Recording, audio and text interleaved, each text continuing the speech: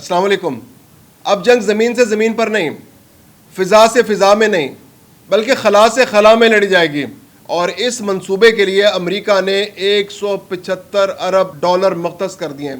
یہ منصوبہ 2029 میں مکمل ہوگا اور امریکی صدر بہت پر امید ہیں کہ اس کے ذریعے امریکہ دنیا میں اپنی دفاعی بالادستی قائم کرنے میں کامیاب ہو جائے گا. پاک بھارت جنگ کے بعد جس طرح سے جنگ کی حکمت عملیوں میں تبدیلیاں آئی ہیں, تو یہ امریکی فیصلہ بہت اہمیت کا حامل ہے. میں ہوں خرم کلیم اور آپ دیکھ رہے ہیں 24 ڈیجیٹل. اب دنیا میں جنگیں جو ہیں وہ مختلف انداز میں لڑی جائیں گی.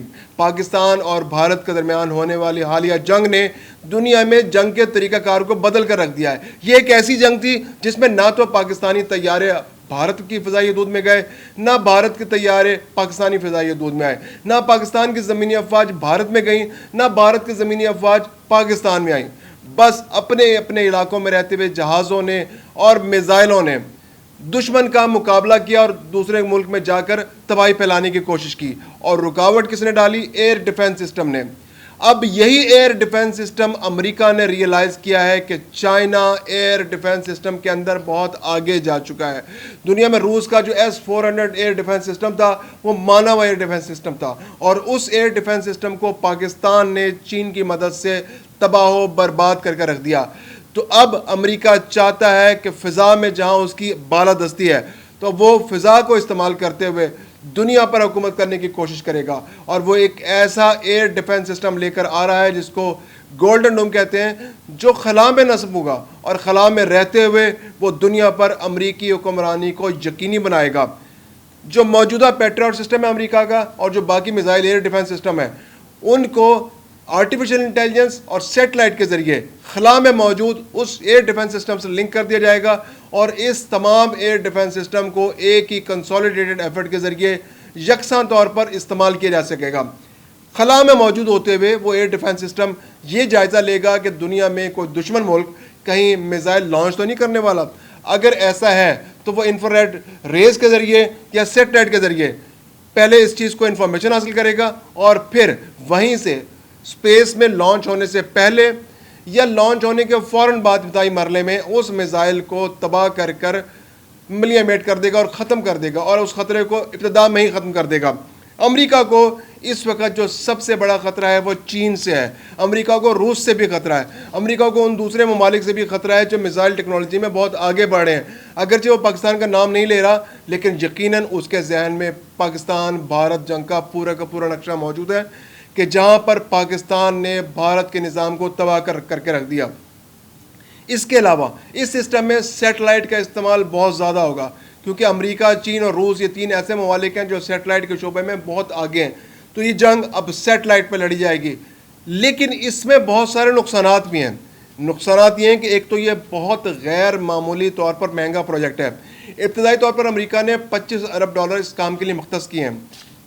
دوسرے مرحلے میں اس کو $175 ارب تک لے کے جایا جائے گا, اور امید کی جا رہی ہے کہ آنے والے دنوں میں یہ $550 ارب کا منصوبہ ہوگا اور یہ عوام میں معلق ہوگا. کینیڈا نے بھی امریکہ سے فرمائش کیا کہ ہمیں بھی اس منصوبے میں شامل کر لیں. امریکہ نے اس بار کہا ہے کہ بھائی شامل ہونا ہے تو پیسے نکالو اور منصوبے میں شامل ہو جاؤ. اور اگر یہ منصوبہ کامیاب ہوتا ہے تو یقیناً یورپی یونین اور یورپی ممالک کے لیے بھی ایک ترغیب ہوگی کہ وہ امریکہ کے ساتھ انویسٹمنٹ کر کے اس منصوبے کا حصہ بن جائیں, کیونکہ امریکہ خطے میں اور خلا کے ذریعے جو بالادستی قائم کر رہا ہے, اور یورپ اور برطانیہ ہمیشہ سے امریکہ کے پارٹنر رہے اور کینیڈا بھی امریکہ کا پارٹنر ہے, تو وہ یقیناً چاہیں گے کہ روس اور چین کے مقابلے میں وہ امریکہ کے ساتھی بنے. دوسری جانب اب یہ بڑی پوزیشن کلیئر ہو گئی کہ امریکہ 2029 تک ایک ایسا پروجیکٹ لانے والا ہے جس کے ذریعے وہ خلا سے زمین پر کنٹرول حاصل کرنے کی کوشش کرے گا. تو اب امریکہ کے وہ ملک جو امریکہ کے مقابلے میں اپنی پوزیشن کو مستحکم کرنا چاہ رہے ہیں, ان کے پاس بھی ایک اسٹریٹجی آ گئی کہ وہ امریکہ کے اس منصوبے کو ناکام بنانے کی کوشش کریں گے. جیسے 2019 میں انڈیا نے اعلان کیا کہ وہ رافیل طیارے خریدے گا, تو 2019 سے لے کے 2025 تک پاکستان کو موقع مل گیا کہ وہ رافیل طیاروں کو نیوٹرلائز کرنے کے لیے اپنی اسٹریٹجیز بنائے. تو اس نے پاکستان نے چائنا کے تعاون سے ایسے میزائل حاصل کیے, ایسی ٹیکنالوجی حاصل کی, ایسے ریڈار سسٹم بنائے, ایسے ایئر ڈیفنس سسٹم بنائے کہ جنہوں نے رافیل کو عوام میں تباہ کر کے رکھ دیا.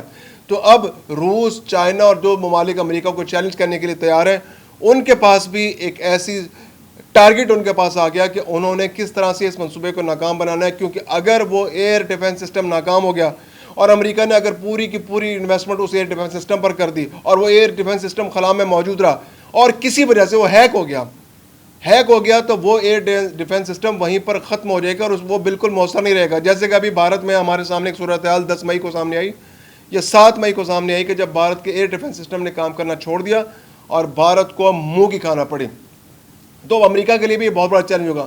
دوسری بات یہ کہ جس طرح پاکستان کے ہیکرز نے پورے سسٹم کو انڈیا کے اندر ہیک کر لیا, تو اب دنیا بھر کے ہیکرز کے لیے چیلنج ہوگا کہ وہ اس سیٹلائٹ سسٹم کو ہیک کرنے کی کوشش کریں, کیونکہ اگر وہ اس گولڈن ڈوم پروجیکٹ کو ہیک کر لیتے ہیں تو جو ہیک کرے گا اس کی حکمرانی دنیا پر ہوگی.